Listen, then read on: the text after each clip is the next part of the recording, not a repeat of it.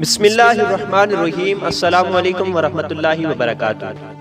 معزز سامعین و ناظرین، آج کی اس ویڈیو میں ہم ارطغرل غازی کے بارے میں بات کریں گے کہ ارطغرل غازی کون تھے اور ارطغرل پر ڈرامہ بننے کی کیا وجوہات تھیں، اور اس کے ساتھ ساتھ ارطغرل کو ٹی وی پر کیوں نشر کیا گیا۔ معزز سامعین و ناظرین، مزید تفصیلات میں جانے سے پہلے ہماری آپ سے گزارش ہے کہ اگر آپ ہمارے چینل پر نئے ہیں تو ہمارے چینل کو سبسکرائب کریں، گھنٹی کے نشان کو دبائیں اور اس کے ساتھ ساتھ ویڈیو کو لائک کریں اور کمنٹس باکس میں اپنی رائے کا اظہار کرتے ہوئے ویڈیو کو دوستوں کے ساتھ شیئر کریں۔ وزیر اعظم عمران خان نے گزشتہ سال ایک تقریب سے خطاب کے دوران اس خواہش کا اظہار کیا تھا کہ تاریخی ترک ڈرامہ ارطغرل غازی اردو زبان میں ڈب کر کے پاکستان میں نشر کیا جائے تاکہ ہمارے لوگوں کو مسلمانوں کی تاریخ کا پتہ چل سکے۔ وزیر اعظم کی خواہش کو مد نظر رکھتے ہوئے اسلامی تاریخ پر مبنی شہرہ آفاق ترک سیریز ارطغرل کو اردو زبان میں ڈب کر کے ارطغرل غازی کے نام سے رمضان میں سرکاری ٹی وی پر نشر کیے جانے کا فیصلہ کیا گیا۔ پہلی رمضان سے روزانہ 7:55 پر نشر کیے جانے والے ڈرامے ارطغرل غازی کی اب تک متعدد اقساط آ چکی ہیں۔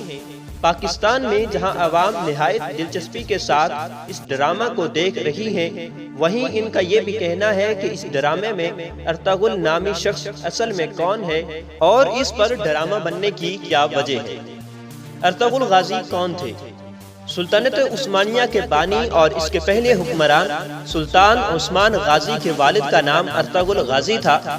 ارطغرل غازی بہادر نڈر جنگجو شخص تھے جو اپنے قبیلے کا دفاع کرنا خوب جانتے تھے۔ انہی کی فتوحات کے باعث سلطنت عثمانیہ کا قیام ممکن ہوا تھا۔ ترک سیریز ارطغرل غازی انہی کی کہانی ہے۔ اس ڈرامے کی مقبولیت کو دیکھتے ہوئے اسی تاریخ کا دوسرا حصہ بھی ریلیز کیا جا چکا ہے، جس میں ارطغرل کے بیٹے عثمان کی زندگی کا احاطہ کیا گیا ہے۔ ارطغرل پر ڈرامہ بننے کی کیا وجہ؟ غیر ملکی میڈیا رپورٹس کے مطابق امریکن یونیورسٹی آف بیروت کے ماہر بشریات جوش کارنی نے مڈل ایسٹرن رویو میں شائع ہونے والے ایک مضمون میں سوال اٹھایا کہ ترک حکومت نے کئی مختلف کرداروں کو چھوڑ کر آخر ارطغرل کا ہی انتخاب کیوں کیا۔ جوش کارنی کا کہنا ہے کہ شہرہ آفاق ترک سیریز ارطغرل غازی کی کہانی ان کے قبیلے کی اناطولیہ میں مختلف دشمنوں سے لڑائی پر مبنی ہے۔ ارطغرل کو ترکی کے باہر بہت کم لوگ جانتے ہیں۔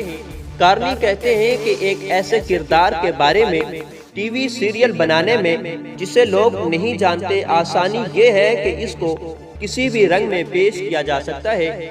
دوسری جانب مقبول شخصیات کی خوبیاں اور خامیوں کے بارے میں لوگوں کو معلومات ہوتی ہیں۔ کارنی کا مزید کہنا ہے کہ اس سے پہلے سلطان سلمان پر بننے والی سیریز اسی لیے کامیاب نہیں ہو سکی تھی، جبکہ ارطغرل کے بارے میں سیریز بنانے ایسے تھا جیسے خالی سلیٹ پر مرضی کے رنگ بھرنا۔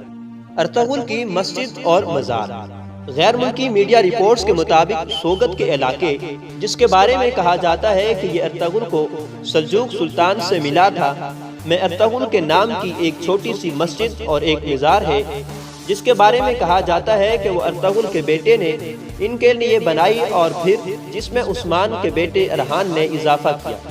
اس مسجد اور مینار پر اتنی بار کام ہوا کہ اس کی پہلی تعمیر سے کوئی نشانی نہیں بچی، اس لیے کسی عمارت کے بارے میں پورے اعتبار سے یہ نہیں کہا جا سکتا کہ وہ عثمان کے دور کی۔ معزز سامعین و ناظرین، امید ہے کہ آپ کو آج کی ویڈیو پسند آئی ہوگی۔ ہماری آپ سے گزارش ہے کہ اگر آپ کو آج کی ویڈیو پسند آئی ہے تو اسے اپنے دوستوں کے ساتھ شیئر کریں، ویڈیو کو لائک کریں، کمنٹس میں اپنی رائے کا اظہار کریں اور اس کے ساتھ ساتھ چینل کو سبسکرائب کرتے ہوئے گھنٹی کے نشان کو دبانا نہ بھولیں اور ویڈیو کو اپنے دوستوں کے ساتھ ضرور شیئر کریں تاکہ مزید لوگ ارطغرل کے بارے میں معلومات حاصل کر سکیں۔ اب تک کے لیے اتنا ہی کافی، ملیں گے نیکسٹ ویڈیو میں، تب تک کے لیے اللہ حافظ۔